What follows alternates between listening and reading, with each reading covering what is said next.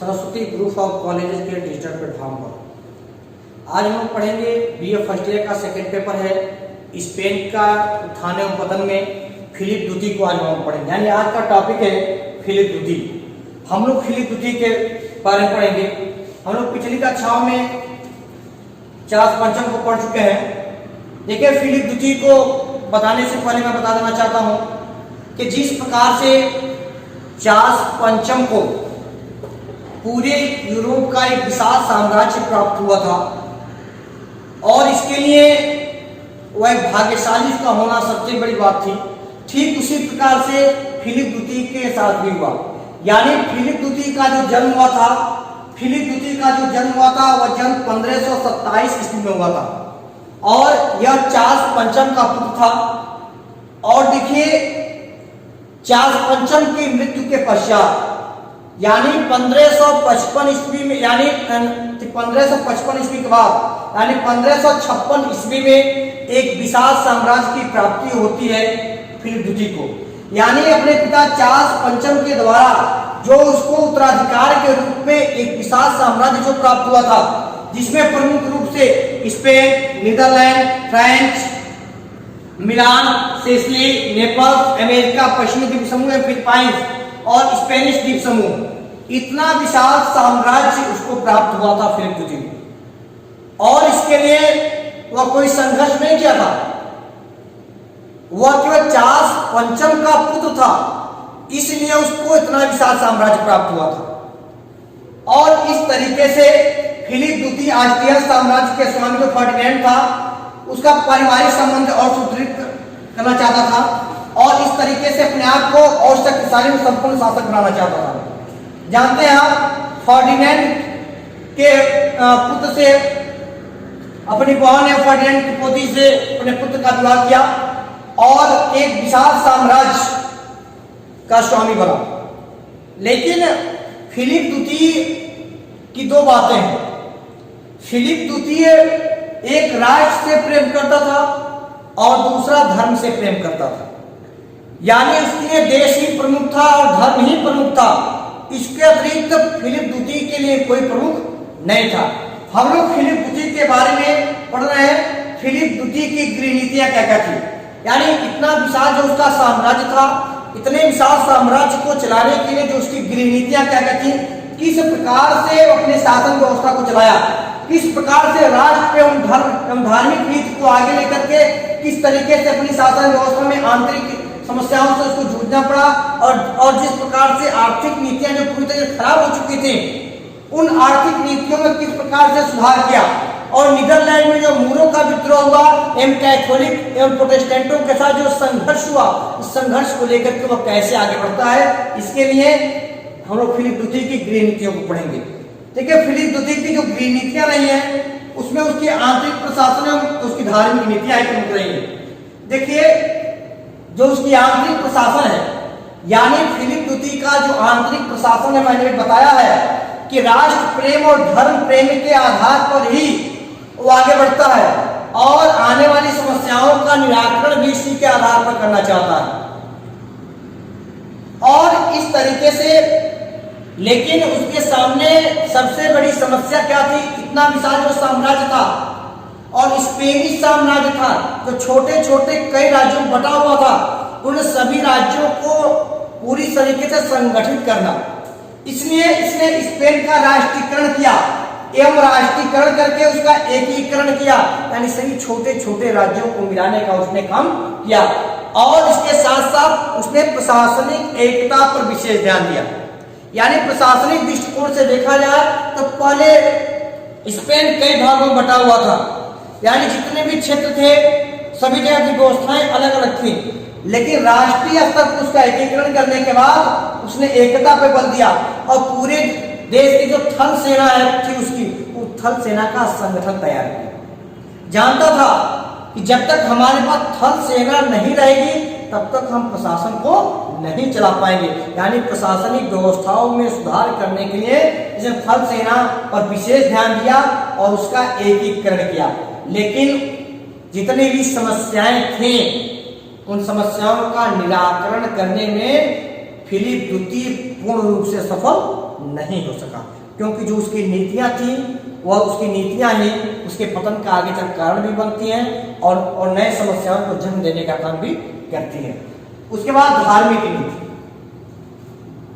यही एक ऐसी नीति थी जिसको लेकर के फिलिप द्वितीय आगे बढ़ता है। जिस तरीके से चार्ल्स पंचम एक कट्टर कैथोलिक था, कैथोलिक धर्म को आगे बढ़ाना चाहता था, ठीक उसी प्रकार से उसका पुत्र फिलिप द्वितीय भी कट्टर कैथोलिक था और अपनी कट्टरता के कारण ही तमाम प्रोटेस्टेंटों के साथ, मूरों के साथ, यहूदियों का उनका संघर्ष भी होता है और उनका दमन करने की नीति को अपनाता है। और इस कारण से 1569 ईस्वी में जो मूरों का विद्रोह होता है नीदरलैंड में, उसका सामना भी करना पड़ता है इनको।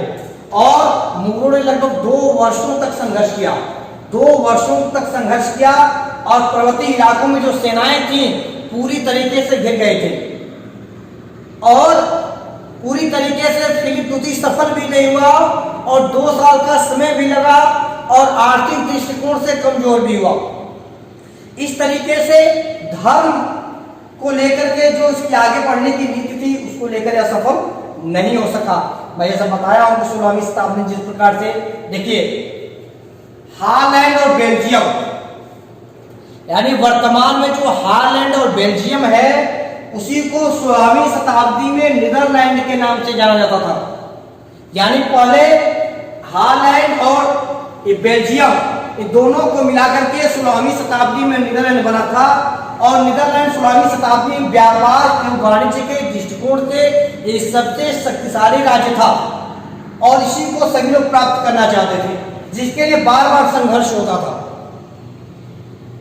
देखिए नीदरलैंड के विद्रोह के क्या कारण थे, यानी जो नीदरलैंड का विद्रोह हुआ उसके विद्रोह का प्रमुख कारण क्या क्या था। देखिए फिलिप द्वितीय का जो प्रशासनिक व्यवस्थाएं थी जिसको नीदरलैंड के लोगों ने स्वीकार नहीं किया और इसका प्रमुख कारण क्या था कि उनकी आंतरिक नीतियां, उनके आंतरिक नीतियों के कारण जो उनकी आर्थिक नीतियां नहीं है, चाहे उनकी धार्मिक नीतियां नहीं है, दोनों नीतियों से जो भी नीदरलैंड के लोग थे ये प्रसन्न नहीं थे।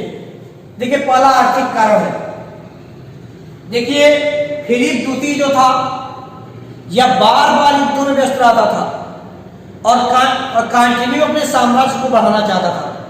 इसके लिए वह कई देशों के साथ युद्ध करता रहता था जिससे राजकोष का पूरा धन खत्म हो जाता था, जिससे जो भी किसान होते थे उन किसानों के ऊपर करों का बोझ बढ़ गया था और किसान उसको देने में समर्थवान नहीं थे, यानी समर्थ नहीं थे। लेकिन जब फिलिप द्वितीय ने इनके ऊपर दबाव बनाया तो यही किसान उसका विरोध करने लगे और उसकी आर्थिक नीतियां जो थी यही विद्रोह का एक सबसे प्रमुख कारण बनी। देखिए धार्मिक कारण, यानी पूरी तरीके से फिलिप द्वितीय कैथोलिक धर्म को मानता था, कैथोलिक धर्म को स्वीकार किया हुआ था और चाहता था कि राज्य का धर्म भी कैथोलिक धर्म रहे और पूरे राज्य के लोग कैथोलिक धर्म को स्वीकार करें और चाहता था कोई अन्य धर्म न रहे। इसके लिए उसने कैथोलिक धर्म के बाद जो प्रोटेस्टेंट थे, उसका यहूदी थे, मूरो था, पूरी तरीके से उनका दमन करना शुरू कर दिया और इसका परिणाम यह निकला कि नीदरलैंड के लोग धार्मिक दृष्टिकोण से किसी भी तरीके से फिलिप द्वितीय के विचारों से सहमत नहीं थे और लोगों ने फिलिप द्वितीय का विरोध करना शुरू कर दिया। अगला राजनीतिक कारण, देखिए फिलिप द्वितीय जो था वह नीदरलैंड को विशेष महत्व नहीं देता था क्योंकि यह एक निरंकुशवादी शासक था और फिलिप द्वितीय जो था वह चाह रहा था कि नीदरलैंड का केंद्रीकरण करने की नीति को अपनाया और अपने पूर्व के राष्ट्रीय परिषद की अवमानना प्रारंभ कर दी और जितनी भी व्यवस्थाएं थी उन व्यवस्थाओं को धीरे धीरे समाप्त कर दिया और जो भी प्रभावशाली लोग थे नीदरलैंड के उन लोगों को भी जेल में डाल दिया और अपने प्रभाव के बल पर पूरे नीदरलैंड का केंद्रीकरण करने की नीति को प्रारंभ कर दिया, यानी केंद्रीकरण कर दिया जिससे छोटे छोटे राज्य समाप्त हो गए और जिससे पूरे नीदरलैंड पर उसका वर्चस्व स्थापित हो जाए। यानी कह सकते हैं कि जिस प्रकार चार्ल्स पंचम ने वह विकास का काम किया था, जैसे लोग वहां के लोग उससे प्रभावित थे, ठीक उसी प्रकार से नीदरलैंड के लोग फिलिप द्वितीय से प्रभावित नहीं थे। अगला व्यक्तिगत कारण, देखिए फिलिप द्वितीय का जो पालन पोषण जो हुआ था वह स्पेन में हुआ था, जबकि चार्ल्स पंचम का जन्म नीदरलैंड में हुआ था, तो वह नीदरलैंड को विशेष महत्व देता था, जबकि फिलिप द्वितीय स्पेन को विशेष महत्व देता था। यानी उसकी सहानुभूति भी स्पेन की तरफ थी और नीदरलैंड के प्रति जो उसकी नीतियां थी वो अच्छी नहीं थी। और ठीक फिलिप द्वितीय ने अपने हितों के नीदरलैंड पर मनमाने कर लगाए, वहां के व्यापार एवं वाणिज्य को राजकीय प्रतिबंध लगा दिए और उसके अप्रिय शासन से नीदरलैंड के जो लोग थे पूरी तरीके से उसको विदेशी मानने लगे और उसकी शासन व्यवस्था को स्वीकार करने से उन्होंने पूरी तरीके से मना कर दिया। और इस प्रकार से वे समझते थे कि यह एक विदेशी है, इसलिए हम उसकी शासन व्यवस्था को पूरी तरीके से नहीं मानते हैं। और इस प्रकार से यह उसका व्यक्तिगत कारण था, जिस कारण को लेकर के नीदरलैंड का विद्रोह हुआ। आज के लिए बस इतना ही, धन्यवाद।